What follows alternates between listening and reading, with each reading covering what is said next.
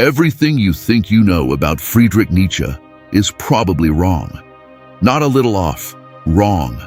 He didn't write a Nazi manifesto. He didn't preach that the strong should crush the weak. He didn't even coin the phrase most people quote as his most famous idea.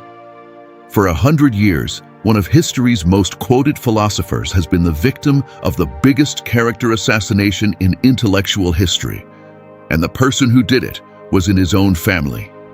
By the end of this video, you'll know what Nietzsche actually said, why it got twisted, and why the real version is far more useful to your life than the fake one.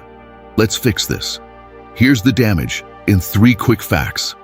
Ask someone what Übermensch means, and they'll say master race or Superman, some blonde, blue-eyed conqueror stepping over the bodies of the weak.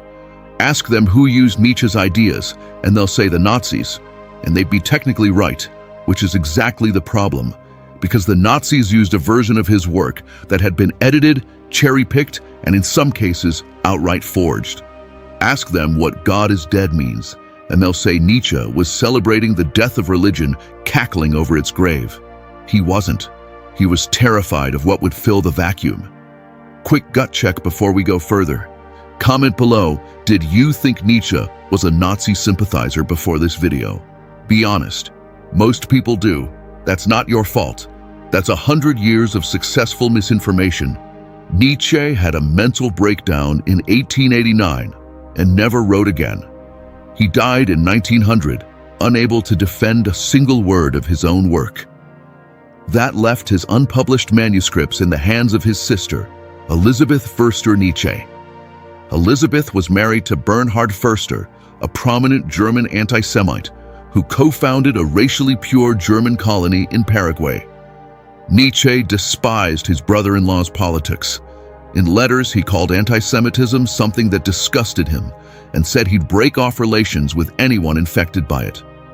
After Nietzsche's death, Elisabeth took control of his archive. She spliced together fragments, cut sentences out of context, and assembled a book called The Will to Power, publishing it as his master work. He never wrote it as a book. It was her edit, built from discarded notes he himself had chosen not to publish. Decades later, she cozied up to the Nazi Party. Hitler visited her. Photos were taken of him laying a wreath at Nietzsche's grave. The propaganda machine had its philosopher, handed to it gift-wrapped by his own sister. Here's the part that should make your blood boil. Nietzsche predicted this. He wrote that he feared being turned into a saint someday, and worse, being used by people he'd have hated. He was right about his own future before it happened. This is the most quoted, least understood line he ever wrote. People think it means religion is fake, grow up. That's not it. In The Gay Science, the line is delivered by a madman running through a marketplace, screaming, grief-stricken, asking who will wipe away the horizon and unchain the earth from its sun. That's not a victory lap. That's a panic attack. Nietzsche was making a cultural observation. In a modernizing, secularizing Europe, the shared moral foundation that religion used to provide was collapsing, whether people liked it or not. His question wasn't, "Isn't this great?" It was, "Now what do we build in its place before something far worse fills the hole?" That something worse showed up about 60 years later, wearing a swastika. The man warning about the danger got blamed for causing it. This is the one that got weaponized hardest. The Nazis read Übermensch as a biological ideal, a genetically superior human standing over lesser ones. That reading requires you to ignore almost everything Nietzsche wrote about the concept. The Übermensch isn't a race.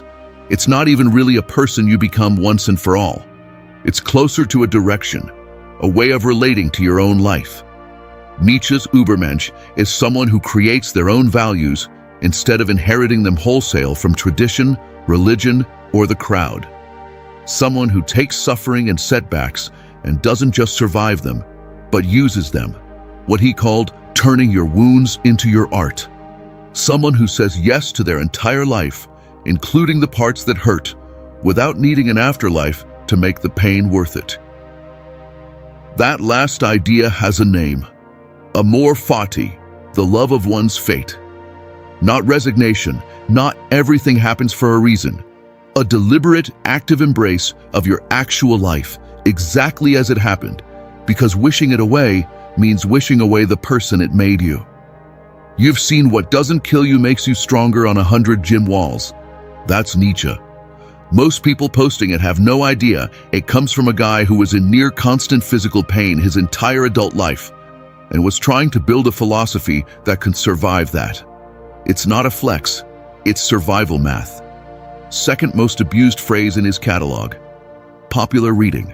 Life is about crushing your competition, conquering others, becoming a tyrant. Nietzsche's actual argument, the fundamental drive in living things isn't survival. Darwin already had that covered.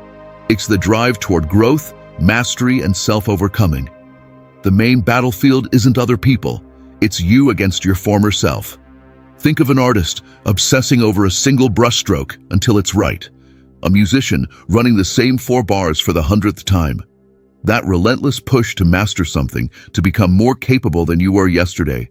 That's will to power in its clearest form.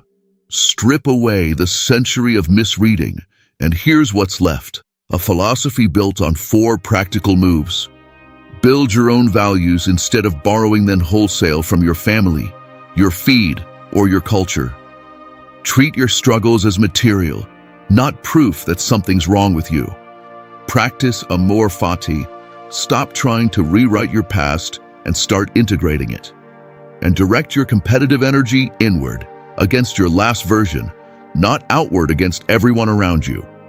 None of that fits on a Nazi banner. That's exactly why it had to be edited out.